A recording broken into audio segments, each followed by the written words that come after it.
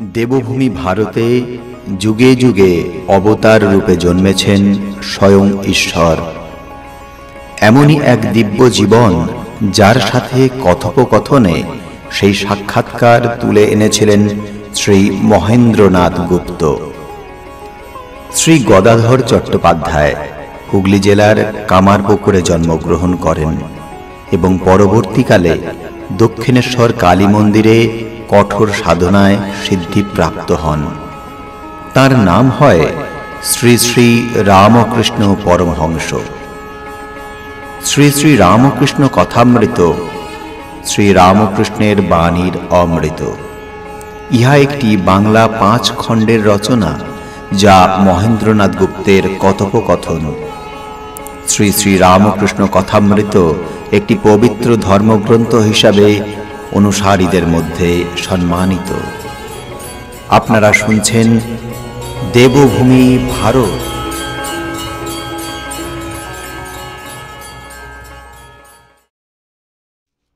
ত্রয়োদশ অধ্যায়, প্রথম পরিচ্ছেদ। চলো ভাই, আবার তাঁকে দর্শন করিতে যাই। সেই মহাপুরুষকে, সেই বালককে দেখিব, যিনি মা বই আর কিছু জানেন না, যিনি আমাদের জন্য দেহ ধারণ করে এসেছেন। তিনি বলে দেবেন কি করে এই কঠিন জীবন সমস্যা পূরণ করতে হবে। সন্ন্যাসীকে বলে দেবেন, গৃহীকে বলে দেবেন। অবারিত দ্বার। দক্ষিণেশ্বরের কালীবাড়িতে আমাদের জন্য অপেক্ষা করছেন। চলো চলো, তাকে দেখব।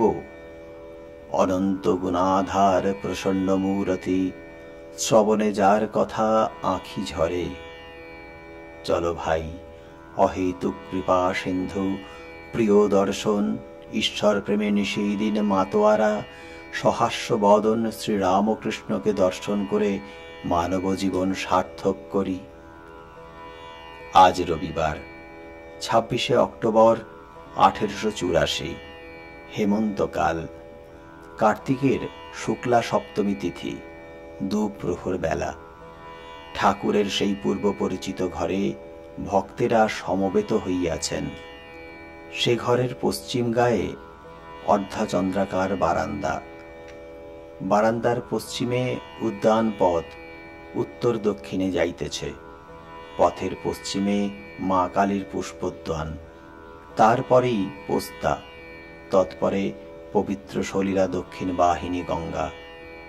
ভক্তেরা অনেকেই উপস্থিত। আজ আনন্দের হাট। আনন্দময় ঠাকুর শ্রীরামকৃষ্ণের ঈশ্বর প্রেম ভক্ত মুখদর্পণে মুখরিত হইতেছিল। কি আশ্চর্য! আনন্দ কেবল ভক্ত মুখদর্পণে কেন? বাহিরের উদ্যানে বৃক্ষপত্রে নানাবিধ যে কুসুম ফুটিয়া রহিয়াছে, তন্মধ্যে বিশাল ভাগীরথী বক্ষে রবিকর প্রদীপ্ত নীল নভমণ্ডলে মুরারি চরণচ্যুত গঙ্গা বারিকণাবাহী শীতল সমীরণ মধ্যে এই আনন্দ প্রতিভাসিত হইতেছিল। কি আশ্চর্য! সত্য সত্যই মধুমৎ পার্থিবং রজঃ। উদ্যানের ধূলি পর্যন্ত মধুময়। ইচ্ছা হয় গোপনে বা ভক্ত সঙ্গে এই ধূলির উপর গড়াগড়ি দিই। ইচ্ছা হয় এই উদ্যানের এক পার্শ্বে দাঁড়াইয়া সমস্ত দিন এই মনোহারী গঙ্গাবাড়ি দর্শন করি। ইচ্ছা হয় এই উদ্যানের তরু লতা গুল্ম ও পত্রপুষ্প শোভিত স্নিগ্ধোজ্জ্বল বৃক্ষগুলিকে আত্মীয় জ্ঞানে সাদর সম্ভাষণ ও প্রেমালিঙ্গন দান করি। এই ধূলির উপর দিয়া কি ঠাকুর শ্রী রামকৃষ্ণ পাদচারণ করেন? এই বৃক্ষলতা গুল্ম মধ্যে দিয়া তিনি কি অহরহ যাতায়াত করেন? ইচ্ছা করে জ্যোতির্ময় গগন পানে অনন্য দৃষ্টি হইয়া তাকাইয়া থাকি, কেননা দেখিতেছি ভূলোক দ্যুলোক সমস্তই প্রেমানন্দে ভাসিতেছে। ঠাকুর বাড়ির পূজারী, দৌবারিক, পরিচারক সকলকে কেন পরমাত্মীয় বোধ হইতেছে? কেন এ স্থান বহু দিনান্তে দৃষ্ট জন্মভূমির ন্যায় মধুর লাগিতেছে? আকাশ, গঙ্গা, দেবমন্দির, উদ্যানপথ, বৃক্ষ লতা গুল্ম, সেবকগণ আসনে উপবিষ্ট ভক্তগণ সকলে যেন এক জিনিসের তৈয়ারি বোধ হইতেছে।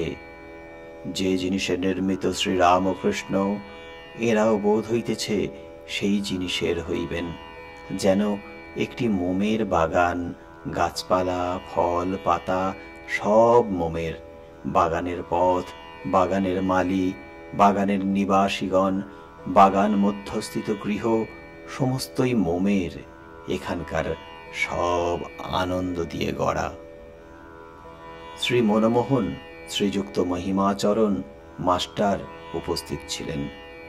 ক্রমে ঈশান, হৃদয় ও হাজরা, এরা ছাড়া অনেক ভক্তরা ছিলেন। বলরাম, রাখাল, এরা তখন শ্রী বৃন্দাবন ধামে। এই সময় নূতন ভক্তেরা আসেন যান। নারায়ণ, পল্টু, ছোট নরেন, তেজতন্দ্র, বিনোদ, হরিপদ, বাবুরাম আসিয়া মাঝে মাঝে থাকেন। রাম, সুরেশ, কেদার ও দেবেন্দ্রাদি ভক্তগণ প্রায় আসেন, কেহ কেহ সপ্তাহান্তে, কেহ 2 সপ্তাহের পর। লাটু থাকেন। যোগিনের বাড়ি নিকটে, তিনি প্রায় প্রত্যহ যাতায়াত করেন। নরেন্দ্র মাঝে মাঝে আসেন, এলেই আনন্দের হাট। নরেন্দ্র তাহার দেব দুর্লভ কণ্ঠে ভগবানের নাম গুণগান করেন। অমনি ঠাকুরের নানাবিধ ভাব ও সমাধি হইতে থাকে। একটি যেন উৎসব পড়িয়া যায়। ঠাকুরের ভারী ইচ্ছা ছেলেদের কেহ তার কাছে রাত্রিদিন থাকেন, কেননা তারা শুদ্ধাত্মা, সংসারে, বিবাহাদি সূত্রে বা বিষয়কর্মে আবদ্ধ হয় নাই। বাবুরামকে থাকিতে বলেন, তিনি মাঝে মাঝে থাকেন। শ্রীযুক্ত অধর সেন প্রায় আসেন। ঘরের মধ্যে ভক্তরা বসিয়া আছেন। ঠাকুর শ্রী রামকৃষ্ণ বালকের ন্যায় দাঁড়াইয়া কি ভাবছেন, ভক্তেরা চেয়ে আছেন। শ্রী রামকৃষ্ণ মনমোহনকে বলিলেন, সব রাম দেখছি, তোমরা সব বসে আছো, দেখছি রামই সব এক একটি হয়েছেন। মনমোহন বলিলেন, রামই সব হয়েছেন, তবে আপনি যেমন বলেন অপো নারায়ণা, জলই নারায়ণ, কিন্তু কোন জল খাওয়া যায়, কোন জলে মুখ ধোয়া চলে, কোন জলে বাসন মাজা। শ্রীরামকৃষ্ণ বললেন, হ্যাঁ, কিন্তু দেখছি তিনিই সব, জীবজগৎ তিনি হয়েছেন। এই কথা বলিতে বলিতে ঠাকুর ছোট খাটটিতে বসিলেন। শ্রীরামকৃষ্ণ মহিমাচরণকে বলিলেন, হ্যাঁ গা মহিমাচরণ, সত্য কথা কহিতে হবে বলে আমার কি ছুচিবাই হলো নাকি? যদি হঠাৎ বলে ফেলি খাবো না, তবে খিদে পেলেও আর খাবার জো নাই। যদি বলি ঝাউতলায় আমার গাড়ো নিয়ে অমুক লোকের যেতে হবে, আর কেউ নিয়ে গেলে তাকে আবার ফিরে যেতে বলতে হবে। এই কি হলো বাবু, এর কি কোনো উপায় নাই? আবার সঙ্গে করে কিছু আনবার জো নাই। পান, খাবার, কোনো জিনিস সঙ্গে করে আনবার জো নাই। তাহলে সঞ্চয় হলো কি না? হাতে মাটি নিয়ে আসার জো নাই। এই সময় একটি লোক আসিয়া বলিল, মহাশয়, হৃদয় যদু মল্লিকের বাগানে এসেছেন, ফটকের কাছে দাঁড়িয়ে আপনার সঙ্গে দেখা করতে চায়। শ্রীরামকৃষ্ণ ভক্তদের বলিতেছেন, হৃদের সঙ্গে একবার দেখা করে আসি, তোমরা বসো। এই বলিয়া কালো বার্নিশ করা চটি জুতাটি পরে পূর্ব দিকের ফটক অভিমুখে চলিলেন। সঙ্গে কেবল মাস্টার। লাল সরকির উদ্যান পথ, সেই পথে ঠাকুর পূর্বাশ্ব হইয়া যাইতেছেন। পথে খাজাঞ্চি দাঁড়াইয়াছিলেন, ঠাকুরকে প্রণাম করিলেন।